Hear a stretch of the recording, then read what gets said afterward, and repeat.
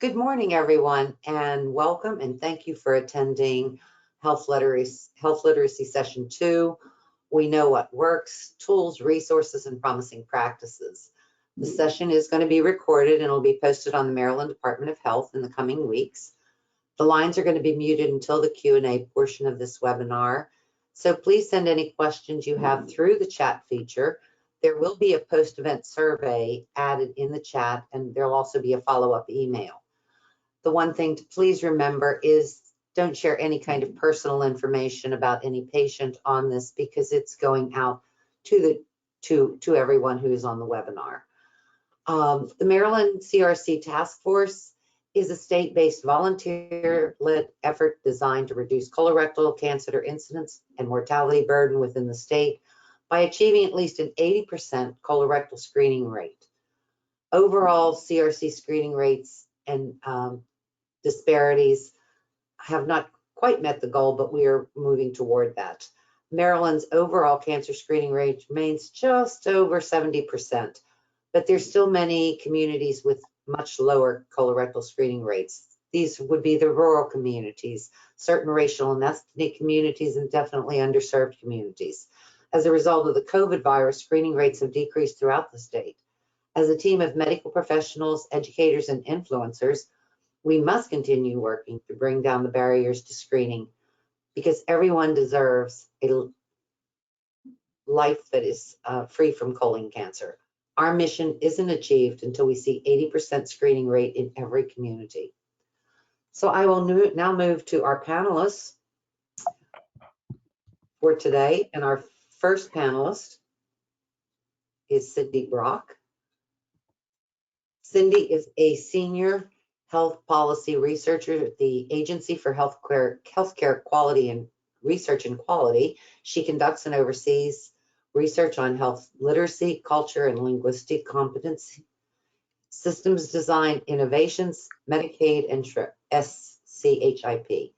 Cindy spearheads AHRQ's health literacy activities, coordinating AHRQ's work in developing measures and improving evidence base, and serves as the agency's class expert. Cindy served on the National Cultural Competency Conference Advisory Group since 2001. Her publications include Integrating Literacy, Culture, and Language into Improved Healthcare for Diverse Populations and Integrating Health Literacy into Patient Safety Partnerships.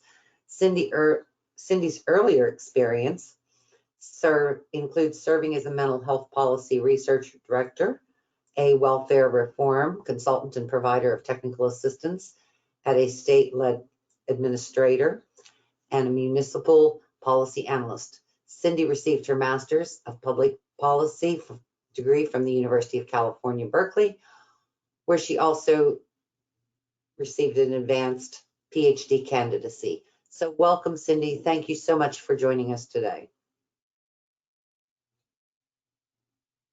Thank you for inviting me. It's my pleasure to be here and a pleasure to be your second speaker in this series. If we could have the next slide, please, and advance 2 slides. I'm just going to briefly give you my disclosures, which is I work for the Agency for Healthcare Research and Quality, but everything today are my views and do not reflect any official positions of AHRQ or the Department of Health and Human Services. Next slide, please. For those of you who aren't familiar with AHRQ, just a very quick overview of our 3 main buckets of work. We invest in research to understand how to make healthcare safer and improve quality. We create training and tools to teach healthcare professionals and systems how to improve care for their patients. And we generate measures and data, and we use those to track performance and improvement in U.S. health system. Next slide, please. So today I'm going to do a brief recap of health literacy that for those of you who tuned in to last month's webinar with Cynthia Barrow will be a refresher, or for those of you who didn't, a crash course. Next, I'm going to talk about health literacy in universal precautions, and then give you some specific tools around improving both spoken and written communication. Next slide, please. So the health literacy recap, next slide, is featuring the definitions that Cynthia shared with you for health literacy that are new with Healthy People 2030.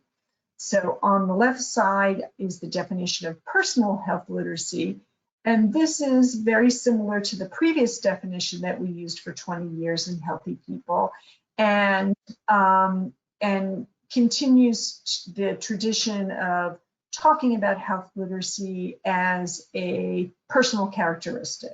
That is the degree to which people can find, understand, and use information and services to make decisions and to take actions, both for themselves as well as for others, family members, their community.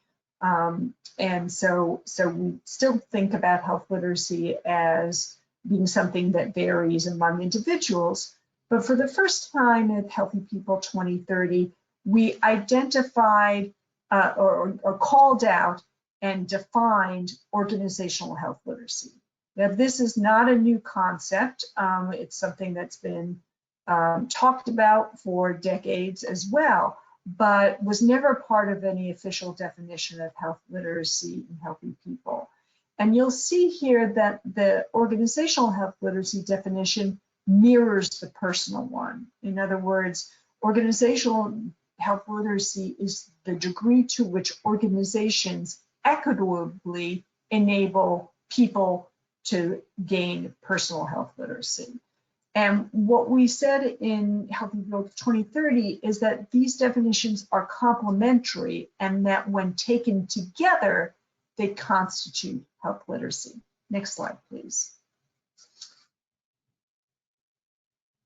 Thanks. So these are some data around literacy, not health literacy. I want to differentiate that. But these are the most recent data from 2017 on US adult literacy and numeracy. And you can see that there's wide variation in terms of people's skills, and that there's a significant portion of the American adult population that has low literacy, and even more who have low numeracy. So numeracy is the ability to understand or use numbers, to make calculations, and a full 30% of adults were at the lowest or below the lowest level. So that calls out to us that we need to do a better job to make sure that our communications aren't missing out almost a third of the population. Next slide, please. So I don't want to suggest, however, that health literacy is just about literacy and numeracy. It is not only about written communication, but also about spoken communication. It's not just numbers and math, but it's the ability to use that information and to be able to navigate our very complex healthcare system. Next slide, please.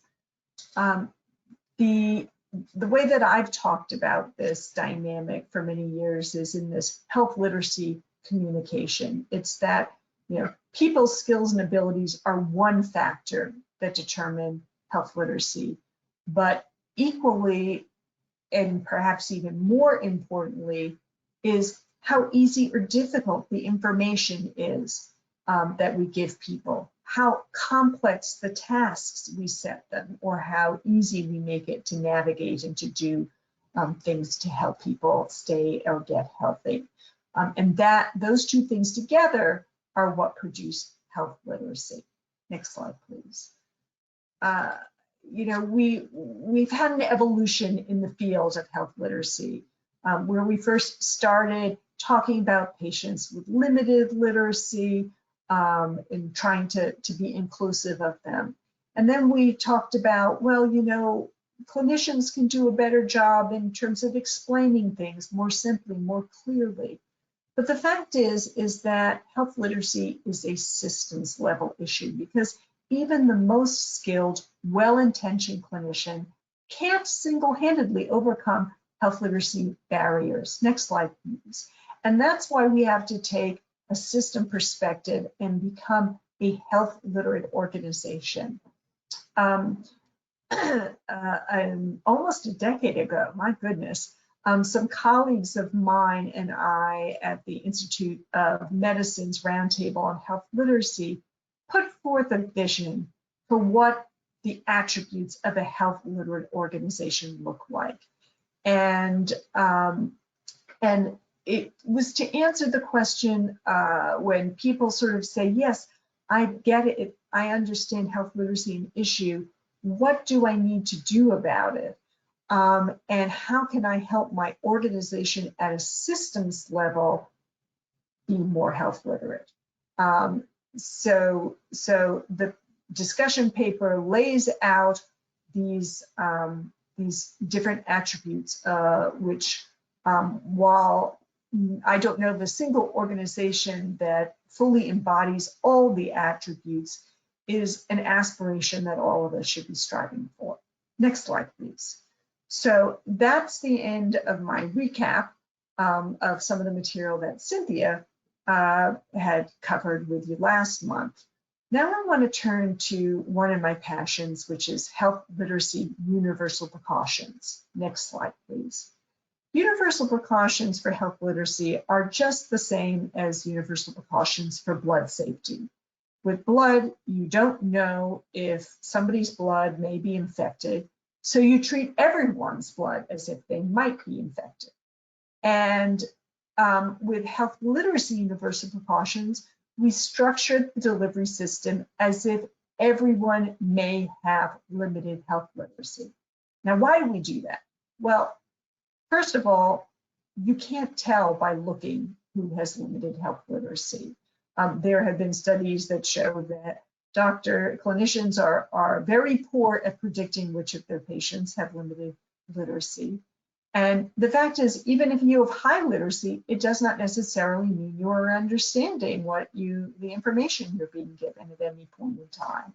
And I'm sure that all of us on this webinar have had struggles with navigating our health insurance choices, or finding the doctor that we're supposed to get some consultation with.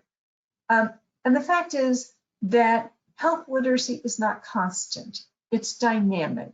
I like to say it's a state, not a trait.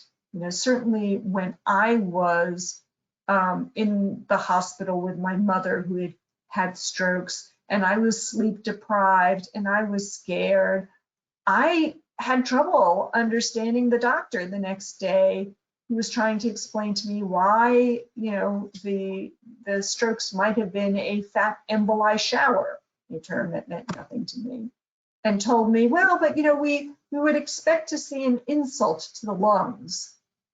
And I said, an insult to the lungs? What do you mean? You say, hey, lungs, you're ugly. It just did not compute. And he responded, because I had been heckling him, urging him to talk to me in plain language. He said, what do you mean? Insult is a perfectly reasonable English word. And the fact is that in my condition, I couldn't take on that he was using it in a medical way, which meant injury, as opposed to the way we might use insult in our conversations with our family in the living room. So anybody can experience limited health literacy. And Cynthia Bauer said as much, I think, last month. The good news is that everyone benefits from clear communication. Next slide, please. So where do all these misunderstandings come from? Why is there so much miscommunication? Well, on the left side, you see some of the health literacy related assumptions that we make that can be a source of miscommunication. We make assumptions about how well people read, how well they can work with numbers, their familiarity with medical terminology or medical concepts, or even how their body functions. The same is also true when working with diverse populations, that we make assumptions about how well they understand English or their familiarity with Western medicine, what their health or religious beliefs might be, what health practices they use, or what they eat, or what they take to heal themselves or keep healthy. So you know, one of the nice things about health literacy strategies is that they are effective both at addressing health literacy disparities and cultural and racial and ethnic disparities. Next slide, please. So here I'm going to introduce my first set of tools. This is the AHRQ Health Literacy Universal Precautions Toolkit. And we first came out with this in 2010. We reissued it in 2015, along with a companion guide to give some implementation guidance. And there are 21 short tools. We try to practice what we preach. They're like 3 to 4 pages. They're bulleted. They have action steps. They give some ideas about what you can do to measure your progress, to really help people adopt health literacy strategies. This was initially aimed at the primary care settings, but has been used throughout the healthcare continuum to implement health literacy strategies. So that is, you know, I'll be referring to some of these tools later on in this presentation, but great place to dive in for something digestible on health literacy. Next slide, please. So this next segment is where I'm going to be talking about improving spoken communication. Next slide, please. And the first tool does come from this Health Literacy Universal Precautions Toolkit, and it's called Communicate Clearly. And the strategies that we have to communicate clearly are not rocket science. I mean, you know, give a warm greeting, make eye contact, listen, use plain non-medical language, slow down. You know, we know these things. We know we shouldn't talk too fast. And yet, very often we do not practice these simple health literacy strategies. You know, how often do we try and cram lots of information in a short period of time rather than limiting the content to a few key points that we repeat, because we know that people will only take away and recall a few things from any given encounter? How often do we demonstrate how to take your medicine or use graphics or models to show a concept, to get that information across, to really engage and invite participation from the people we are serving? Next slide. You know, the greatest problem with communication is the illusion that it occurred. Next slide. And that's why we need to figure out whether patients are understanding. You know, how do you figure, you know, how do you know when your patients are understanding? Is it, you know, do they nod, or your spouse for that matter, anybody, you know, is it, do they nod and you say, oh yeah, they must be understanding, they're nodding, or you ask them and they say, oh yes, I understand? Or is it when they ask questions, you know, is that a signal that they're understanding enough to be able to verbalize some questions about it? Or is it just like, you know, if they're doing well, they must be understanding because they're having good outcomes? Have you ever had a patient or someone in your life that didn't understand when you thought they did? And maybe, you know, write about that in the chat. Share a little story with us, or, you know, an aha moment where you said, oh my goodness, I thought I was being so clear, and yet, you know, I still didn't manage to get my point across. Next slide. This aha moment has very often occurred. Almost done. Click continue to installation. Sorry, somebody needs to mute themselves. Thank you. that the aha moment has often come when they use the teach back method. The Institute of Healthcare Improvement calls teach back an always event. It is the only way that I know of really knowing whether somebody has absorbed the information. And the way you do it is you chunk some information. You don't wait till you've told them lots and lots of stuff and then at the end say, okay, now. So you chunk some information and you teach it. And then you ask the person you're teaching to describe in their own words what they understood. And it's not a test.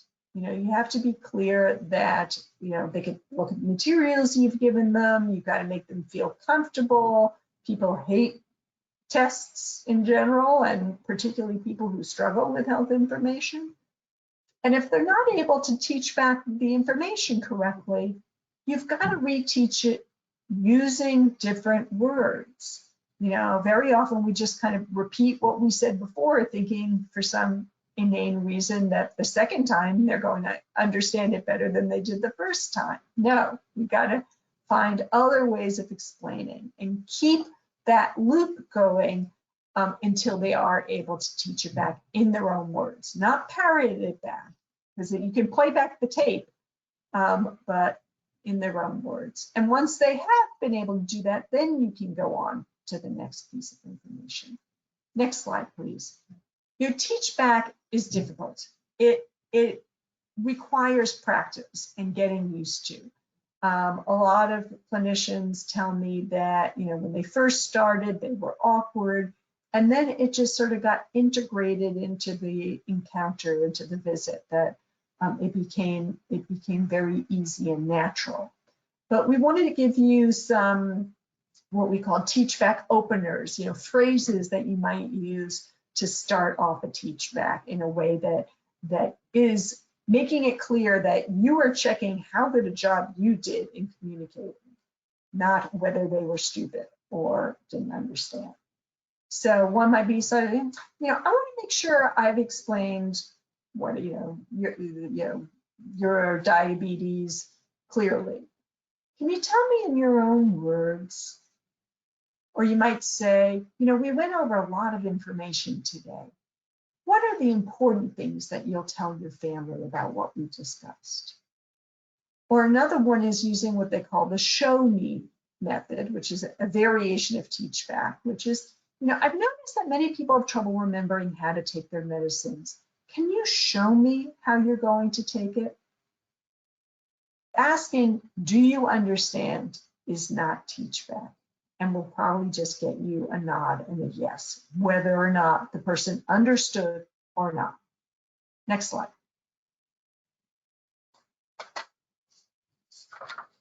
So I wanted to share with you 3 teach back resources. There are others, but these are 3 great ones.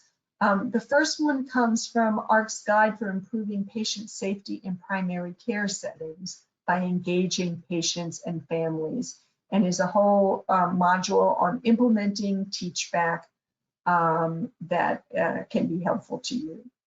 There's also a great online training called Always Use Teach Back, which not only is terrific at training individuals how to use the teach back method, but provides some support for implementing teach back across providers in a care setting.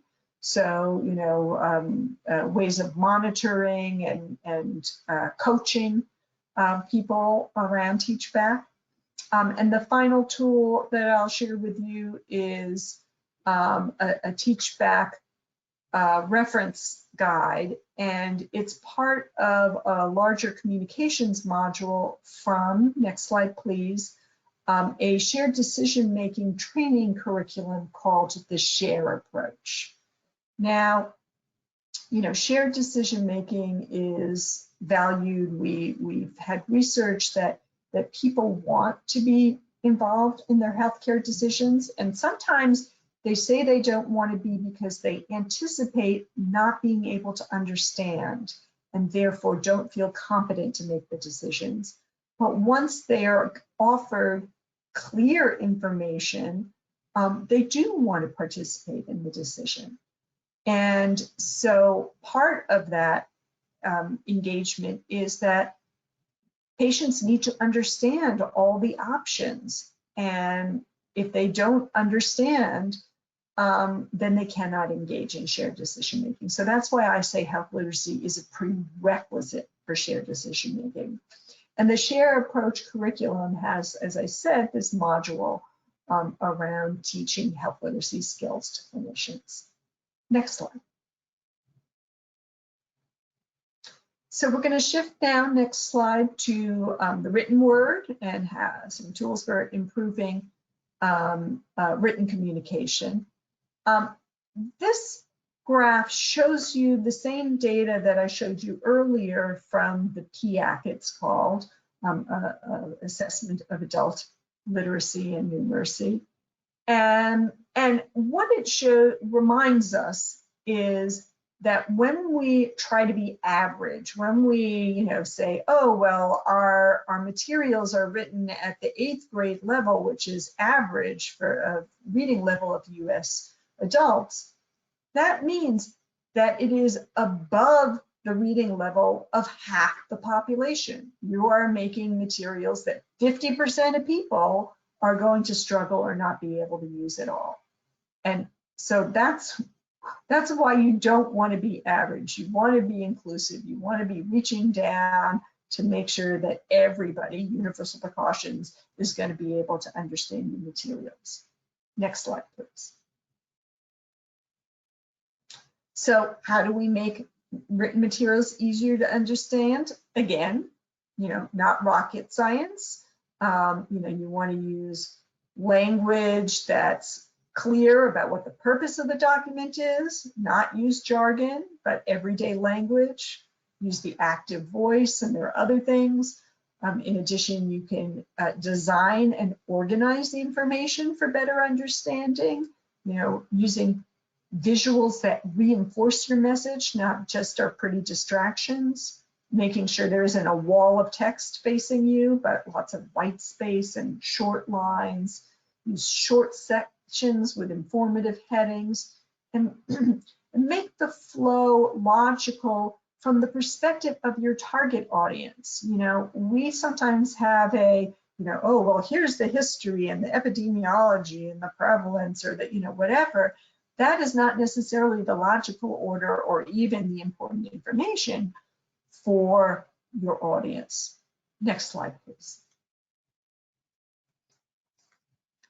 So in order to make sure that you're reaching your target audience, you should establish a process for assessing and selecting the materials you share with them, or if you're creating new materials.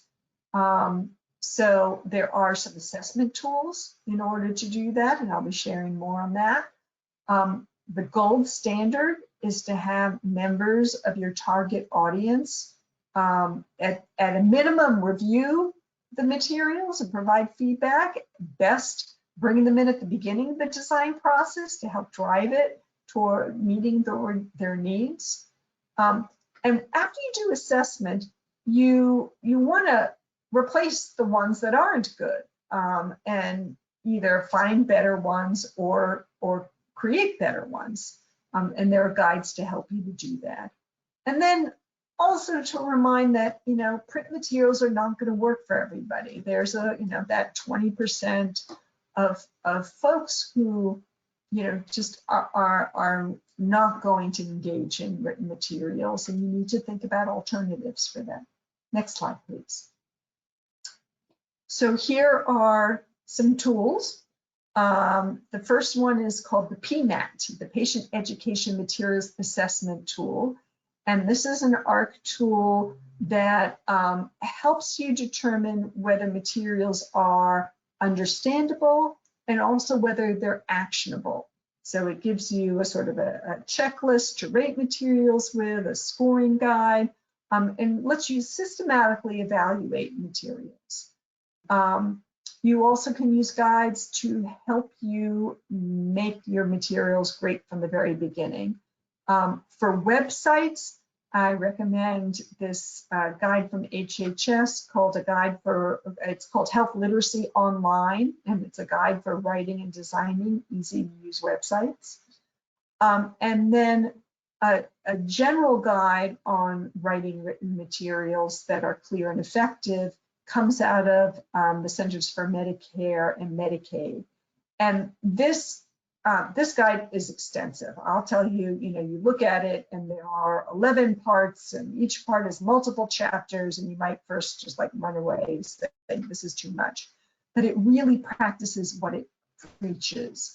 It labels each chapter so that you can find the information that you want at the time you want it. So if you want, to learn more about reading, testing with readers, you can go right to that chapter and learn about that. Next slide, please. So we have a host of health literacy tools on the AHRQ website. I've mentioned just a handful of them today. I hope you'll visit the website, browse the improvement tools, the training, the patient education, engagement tools, all there for you to use for free. Next slide, please. So we're going to transition. Oh, sorry, I had a few parting thoughts. I want you to remember that health literacy strategies can improve safety and quality of care, that there are many strategies and tools to help you improve patient understanding and informed action, and to suggest that you make health literacy a way of doing your work, not new work to do, because we all have too much to add things to our already overflowing plates. But health literacy transcends. It is a cross-cutting thing that can help you address, cancer screening or treatment decisions, or that is going to be a tool for you to use to get to your organizational goals. So I want you to spend half a minute right now thinking, even writing down, even chatting in, what action will you take tomorrow to promote organizational health literacy? Think about that. Next slide. We're going to take some questions at the end. So please, I hope you've been thinking of them, chatting them in, continue to do so, and we'll have some time at the end to address them. Thanks very much for your attention, and we're going to hand it over to our next presenter. Thank you very much, Cindy. That was an excellent presentation. Our next panelists are Dr. Janice Krieger and Dr. Eric Cooks, who are from the College of Medicine, University of Florida. Dr. Krieger is a health communication specialist focused on identifying innovative ways to empower patients and families in healthcare decision-making, as well as reducing barriers that contribute to inequities in cancer prevention and survivorship. Currently, her research focuses on developing interventions utilizing virtual citizens to improve health-related outcomes for underrepresented populations, particularly rural patients. She has 20 years of experience developing and implementing health interventions and utilize precise messaging techniques to reduce health inequities. She has secured over $10 million in research funding, including serving as a PI of a large randomized clinical trial to reduce colon cancer screening equities. Dr. Cooks is a communication specialist whose research explores the way in which technology-mediated communication can address cancer health disparities. His research takes a social influence approach to examine how virtual human technology can be leveraged to promote cancer screening. Dr. Cook's current research is supported by NIH T32 Fellowship and is focused on intervention development to support the needs of younger patients along with patient choice. So I welcome both Dr. Krieger and Dr. Cooks. And thank you. Start. Great, thank you so much. Well, I'll get us started, and I want to thank Cindy for such a great and thorough presentation on health literacy.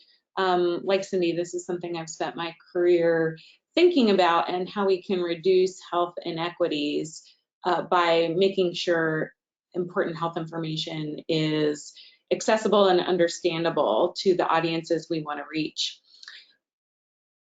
Colorectal cancer, again, is something I've worked on for quite a while, because I think there are some specific health literacy issues that are preventing us from reaching screening guidelines. Although there are lots of important ways that we can work to reduce health inequities, my specific focus is on using precision messaging techniques. And precision messaging techniques seek to get the right message to the right person at the right time using the right channel. And that enables us to really customize information to the needs of an individual. What are some of the needs that we see in our underserved populations? One is that in some cases, people don't even know that they're supposed to be screened. And many of us are aware that colorectal cancer screening guidelines have changed, that we now recommend that low and average risk individuals begin screening at 45. However, this wasn't widely publicized to the public. And so as we're talking to members of or people in our catchment area here in Florida, not everyone is even aware that that is something they're supposed to be doing. Not everyone knows that there are ways to get screened other than colonoscopy.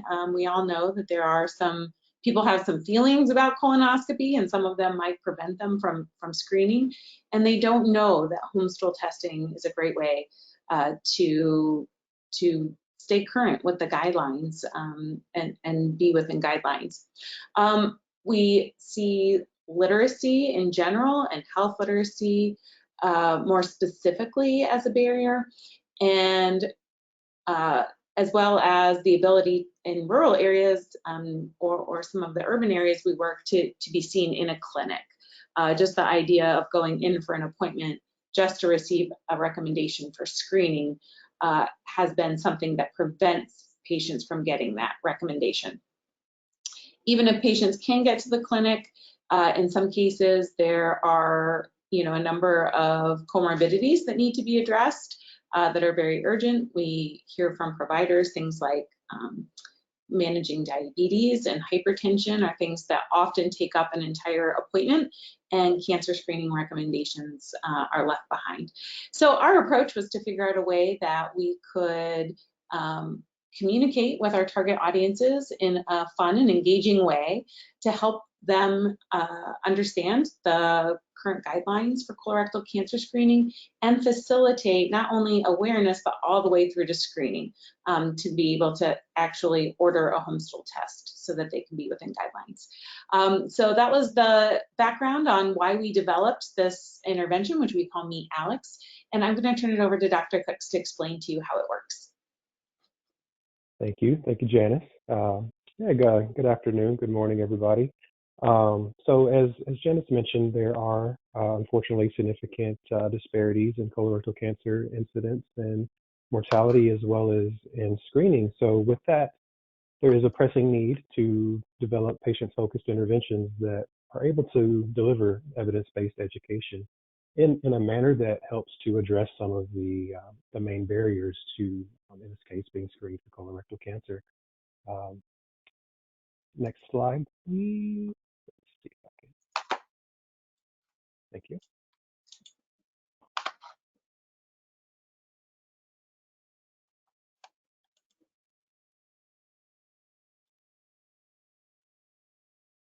Okay, next slide. So I'm not sure if the audio came through there, but that's okay because you did get a visual. So what you just saw is just a small piece of our intervention entitled Meet Alex, which is an award-winning tool to reach patient populations that are experiencing this disproportionate burden of colorectal cancer.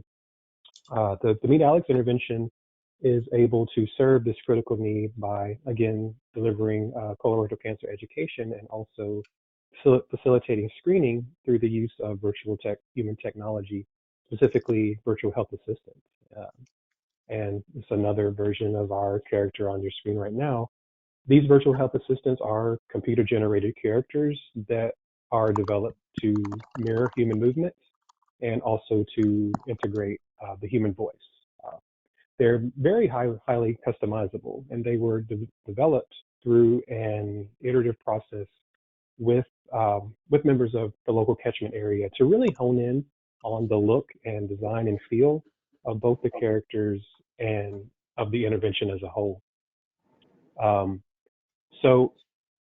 And they can be customized in a way that increases concordance or similarity. So at this time, we can customize, getting a little bit of feedback there, but we're able to customize on race, gender, as well as language. And last point on this slide, the messaging itself that gets delivered through the Meet Alex intervention can actually be tailored on a multitude of components to help to, as Janice mentioned, help to increase knowledge of the importance of getting screened and knowledge of the various methods to be screened, including the home stool-based test, which can overcome some very significant barriers that people face to getting screened. So overall, the Meet Alex intervention is able to be delivered in a manner that's private and remote that helps to address barriers to screening. Next slide, please. Hey, Eric, this is Claire. I think I figured out why the audio didn't go through for the attendees. So is it okay if we go back and try again? Yeah. All right, let me give it a try.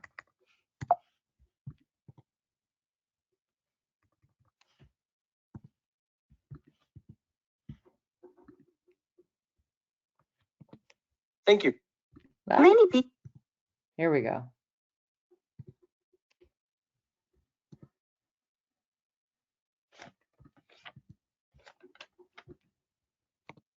Thank you for that information. Based on your responses, eating red meat, drinking alcohol, and smoking, even if it's just occasionally, can increase your chances of getting colon cancer. Great, thank you. Yeah, that was just a little small piece from that snippet. You can really see, how this tailored messaging can help to increase patient knowledge and awareness of some of the risk factors related to colorectal cancer. Thank you for that. We can go ahead and skip forward.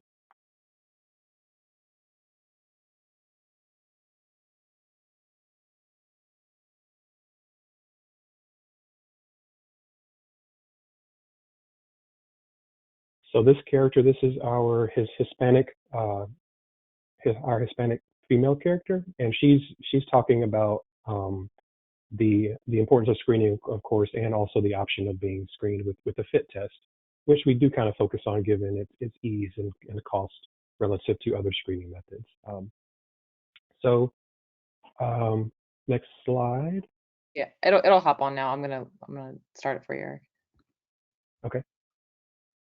Many people worry about screening, but FIT might be a good option for your loved one. It's a home stool test, so they can do it at home whenever they like. It's very private. Thank you. Okay, we can go ahead and skip to the next one. Okay, so Meet Alex is currently being tested as part of an R1 clinical trial, but we do have some really great research that's coming out in the works, specifically looking at the effects of race and gender concordance. So kind of what we're finding overall is that there is an effect of matching patients with a racially similar virtual human. So we're seeing some positive effects there, so that's exciting. We're also looking into whether tailoring the voice that you hear to match certain cultural characteristics is important, and also I'm looking at others as well, looking at the effects of increasing patient choice within these virtual telehealth interventions. Next slide, please.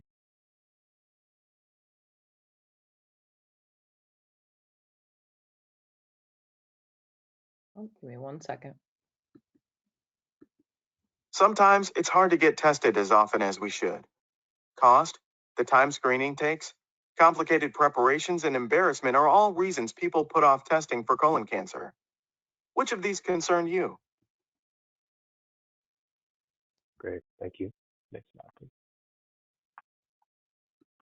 Yeah, so just to wrap up, And so what are our future plans here? So in the future, we are really hoping to expand the scope of Meet Alex to address other disease types and other populations. And we're really heavily invested in building partnerships with other researchers and health professionals who have a need for this type of intervention. So if this is of interest and you would like more information, please visit our website at either of these web addresses that you see on the screen. And Dr. Krieger and I are always happy to chat with anybody who finds this interesting, would like more information, and yeah, would just like to learn more about what we're up to. So thank you for your time.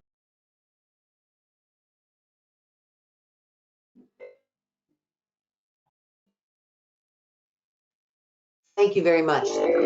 Really exciting. It seems like it's going to be a good tool. I'm just wondering, a question for my own is, when will it be available to, for use in the general public?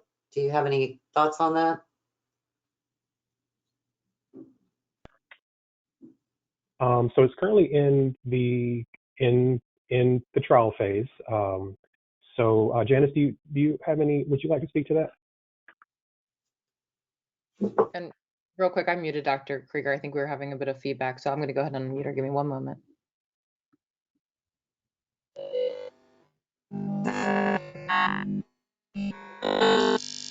Oh no. Okay. That's okay. Maybe She might be Dr. having some technical trouble. That's okay. Yeah. Yeah. So I don't have a firm answer on when it would be made available to the general public. That is the goal ultimately, of course, is to figure out the best components of this intervention, the best design that we can really optimize it in a way that we're able to scale up to where it can be implemented in various settings and with various populations. So I know one of the things that we're really looking to do moving forward is to increase our partnerships with the clinics to really help to build that infrastructure and system in partnering with providers to move their patients that are outside of screening guidelines that might not be coming to the clinic as often, who they might not have seen for a while, for example, to get them to try and take part in this virtual intervention as a means to get them screened and to roll them through this intervention. So yeah, I kind of just circled around your question there. I don't have a good answer, but we are moving towards that direction. So. Well, thank you very much. Kathleen and Claire, were there any questions in the chat box? Yes, we are receiving some wonderful questions and a lot of interest around the virtual navigator component. So this time, I'd like to open the discussion for our speakers today. And first, we'd like to go back to Sydney. And there's some questions with respect to if there was one thing a practice could do to get started in the world of health literacy, what would be your overarching guidance for a light lift? So there are kind of different components of that. I do want to refer you to the Health Literacy Universal Precautions Toolkit. There's a quick start guide that recommends like one of three that you might want to start with. So for example, a brown bag medicine review, incredibly effective at identifying medication errors. And, basically you ask everybody to bring in all their medicines, all their supplements, all their, herbal remedies, and then go over what they're using them for, show how they actually use them. And when we tested the toolkit in practices, a huge proportion of individuals had some kind of medication error, some of which were just, oh, they're taking a medicine that I didn't know they were taking. There are no problems with that, but we'll just add that to the medication list. To patients who were taking 2 beta blockers under different names and didn't realize they were double dosing. So that can have a high payback. But there are also tools in there for getting started as an organization, forming a health literacy team, or using your quality improvement team to develop do an assessment of your health literacy practices and creating a plan for let's start improvement work in this particular area. So different ways you can go about getting started. The important thing is just get in there. Get going. Wonderful. Thank you. With respect to that, would there also be some suggestions into those tools for a reinforcement for staff in terms of leveraging the priority in conjunction with the tools that are available? So again, it depends on where you sit and what your level is. One of the tools that's near and dear to my heart is for hospitals, called Making Informed Consent and Informed Choice. And there are 2 training modules. They're interactive. If you're affiliated with the Joint Commission, you can get CME credit for them or CE credit for them. And they basically teaching specific health literacy strategies around the informed consent process, and for as well as shared decision-making strategies around engaging patients, finding out what their values and preferences are, etc. And then there's a model for healthcare leaders, again, back to the systems perspective, of what do you want to put in place organization-wide to support this. So for example, you don't want every different practice in the building to come up with their own informed consent form. You want to have a library of health literate forms for people that they use to document the process. Remember, that's what the form is for, not just handing it to the patient and asking them to read it and sign it. So I don't want to take too, I could talk much more, but I know there are other questions. Wonderful, thank you. Moving on to the navigator discussion, we have some questions that you may have some answers to, or we can definitely address in a collection, but I'll move this to Dr. Krieger and Cooks. In terms of the parameters of perhaps the platform that's been utilized, overall cost in terms of sustainability, as well as looking at that platform, the company that was used to either look at or replicate. If you can help address some of those questions or where we'd like to direct that to. Yeah, so I do have. Sorry, So I did Sorry. get some. Oh, it's okay. Dr. Yeah. If we have some continued feedback, perhaps in our post-discussion email, Dr. Cooks, if you'd like to share some general guidance, I can include that as well. Sure.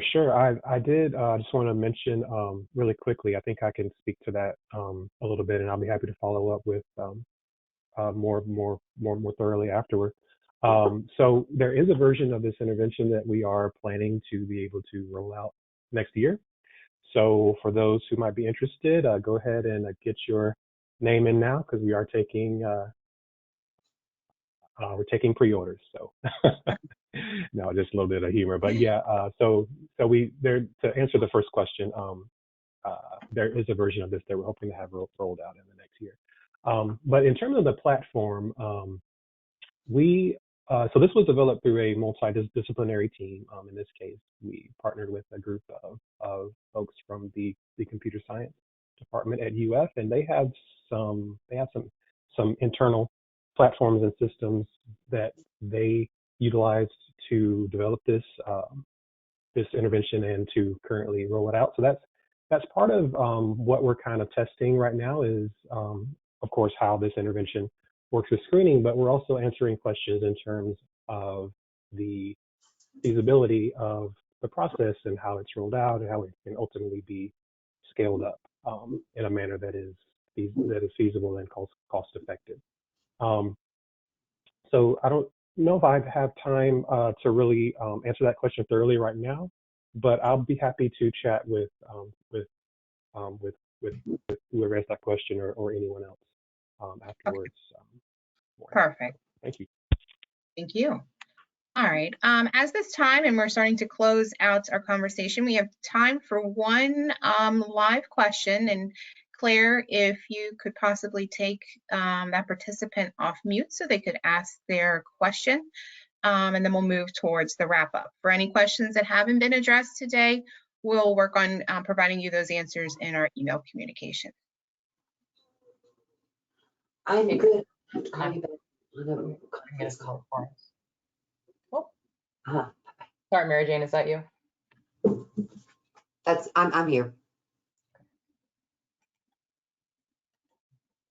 Okay. Yeah, it looks like I think it's for Mr. EK. I've unmuted you, but I believe you need your audio pin, which is going to show up for you visually. So maybe Kathleen, are there any more in the chat, the question box that we can go with? And Yes, we have one more question, and then we will go ahead and provide a wrap up. But going back to navigation, have you measured an effect of natural sounding language versus the more standardized grammar vocabulary? Yeah, that's great. So actually, one of the things that we're doing right now is we are again testing different language variations with the virtual human to determine if it has an effect on trust and credibility, and of course, ultimately, intentions to be screened and behavior. So that's a project that we currently have in the works, and a separate one that's relevant to that, that's really popping off the top of my head as you're asking, is we're looking to see whether or not this human voice, right? So we've hired voiceover actors to provide the voices that you heard from the videos, whether or not there's differences between that voice and what you might hear from like a Siri or like or from your Amazon box, right? That's a little bit more a little bit more technical, a little bit more computer-like. So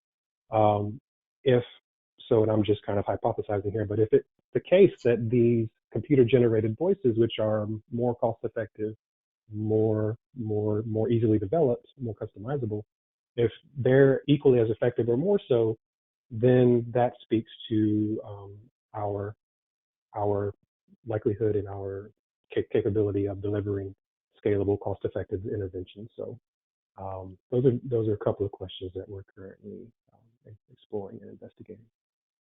Wonderful. Well, we thank you all for your time and attention with this conversation today. I'm going to turn this back to Mary to close out our second webinar today.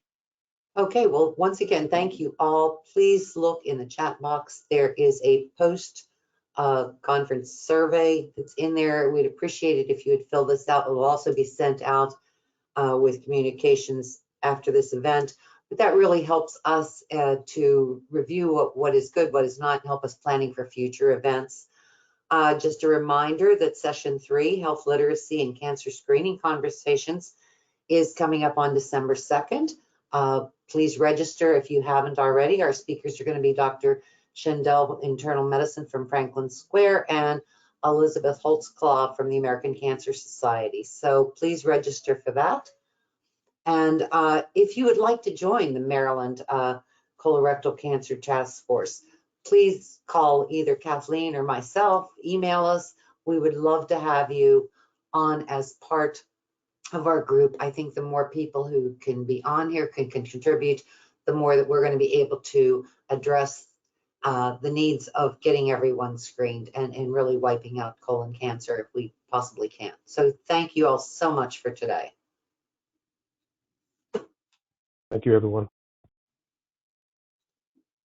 Thank you. Have a good day.